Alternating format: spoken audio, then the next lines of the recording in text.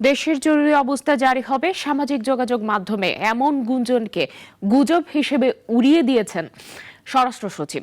এছাড়া দেশের আইন শৃঙ্খলা পরিস্থিতি ঠিক আছে জানিয়ে তিনি বলেন, ঈদের সময় লম্বা ছুটি থাকলেও কঠোর অবস্থানে থাকবে আইন শৃঙ্খলা বাহিনী।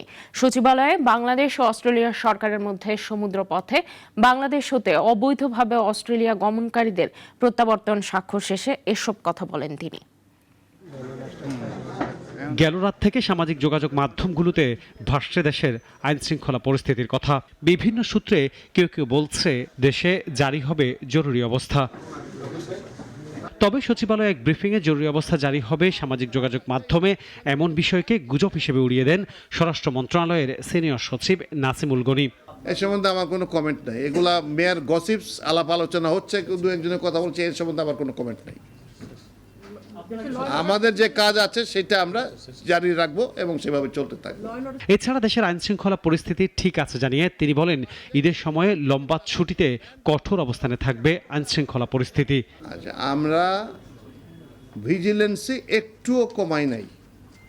আপনারা জানলে জেনেও থাকতে পারেন যে শুধু নর্মাল যে পেট্রোলিং হচ্ছে পুলিশের তা না, আমার মিনিস্ট্রির থেকে একটা লিস্ট করা আছে। প্রতি রাত্রে 2 জন অফিসার ঢাকা শহরের প্রত্যেকটা পেট্রোলিং কদ্দূর হচ্ছে না হচ্ছে সেটা সরাসরি তারা যাচ্ছেন সারা রাত। এই সময়ের যে বরাবর যে নিরাপত্তা ব্যবস্থাগুলো নেওয়া হয় এর সবগুলোই নেওয়া হবে ইনশাল্লাহ, এবং আমরা সতর্ক থাকব যাতে আনটুয়ার্ড কিছু না হয়। এই সময় অস্ট্রেলিয়ায় সমুদ্রপথে পাড়ি দেওয়া আটকে পড়া বাংলাদেশিদের বিষয়ে স্বরাষ্ট্র সচিব বলেন, নাম ঠিকানা ঠিক থাকলে অবৈধ বাংলাদেশিদের ফেরত পাঠাবে অস্ট্রেলিয়া। নেইবারিং আপনারা অস্ট্রেলিয়ান ম্যাপটা দেখলে দেখবেন যে। আনোয়ার হোসেন, নাগরিক, ঢাকা।